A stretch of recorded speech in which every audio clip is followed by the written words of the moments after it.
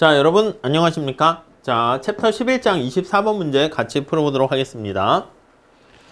자, 기업의 생산 기술이 진보하는 경우에 대한 설명으로 옳은 것을 모두 고르면, 여러분 기술 진보가 일어나게 되면 우리 경작에서 어떻게 표현할 수 있나요? 우선 첫 번째 떠오르는 게 생산 가능 곡선이 떠오르게 됩니다. 자, 이게 XJ랑 YJ가 있을 때 생산 가능 곡선이 이렇게 원점에 대해서 오목한 XJ의 기회비용이 체증하는 경우에 기술 진보가 일어나게 되면 이렇게 생산 가능 곡선이 밖으로 이동하는 걸로 표현할 수 있고요.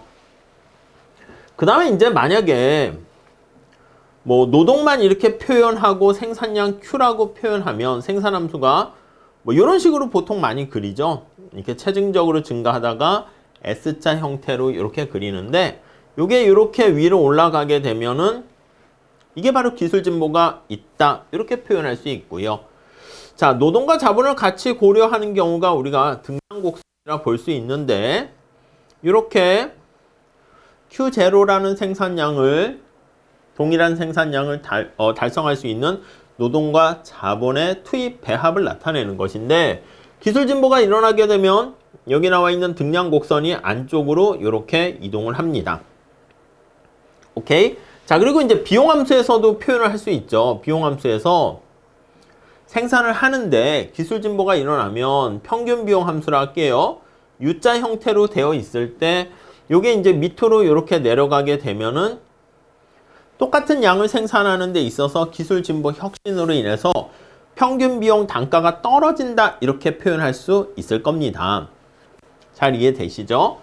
자, 근데 여기서는 기술 진보가 노동 집약적, 노동 절약적, 자본 집약적, 자본 절약적, 그 기술 진보까지 얘기하는 거예요. 그러니까 요게 이제 안쪽으로 가는데 아마 이제 시험에 나오게 되면은 요런 걸로 나올 거예요. 생산함수가 뭐 루트 L과 K에다가 이렇게 되어 있을 때, 제가 이제 뭐 자주 시험에 내는 문제 스타일인데, 요게 이제 기술 진보로 인해서 새로운 생산함수가 변형이 되는데 L에다가 루트 K 이렇게 되었을 때, 여러분 딱 보면 이렇게 보면 노동과 자본이 알파 베타가 2분의 1, 2분의 1 이렇게 돼 있는 거잖아요.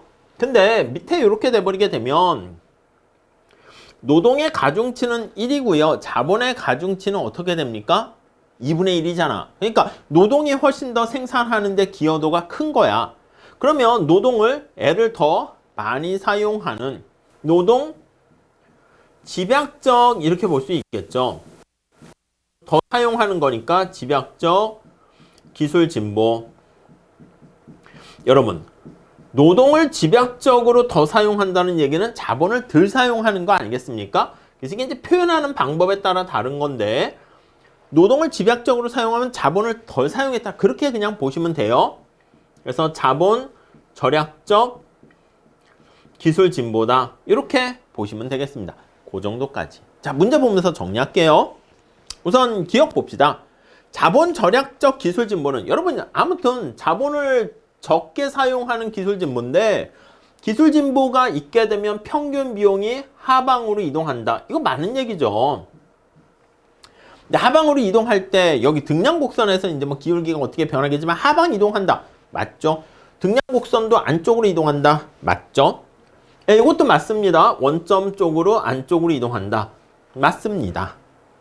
자, 그리고 디귿은요, 중립적 기술 진보다 라고 하면요, 아니 얘가 이렇게 변하는 게 아니라 노동과 자본에 대한 가중치가요, 여기는 노동을 더 많이 사용하게, 노동의 기여도가 커지는 기술 진보잖아.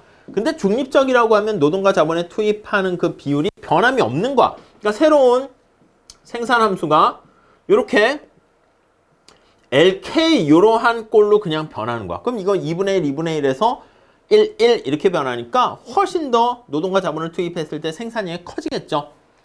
그래서 노동과 자본에 대한, 엄밀하게는 MRTS가 변하지 않는 기술 진보라고 보시면 되겠습니다. 그래서 여기 보시면 여기 등량 곡선의 형태가 그대로 안쪽으로 가는 거야. 오케이? 근데 만약에 자본 집약적 기술 진보는 자본에 대한 한계 기술 대체율이 커지니까 기울기가 좀 가파르게 변화합니다. 그러니까 이 경우는 어떻게 되는 거냐면, 지금 제가 이렇게 말씀드렸는데 이렇게 노동을 집약적으로 사용하는 기술 진보다. 그러면 노동의 생산성이 높아지는 거야. 자, 그런 기술 진보가 되면요. 등량 곡선이 이렇게 있다가 얘가 이런 식으로 가파르게 변화하는 기술 진보가 되는 겁니다. 오케이? 자, 그래서 뭐 이건 이해되시는 분들만 보셔도 될 것 같습니다. 원점을 통과하는 방사선에서 살펴보면 접선의 기울기가 MRTS잖아. MRTS가 이렇게 가파르게 변한다 라고 보시면 되겠습니다.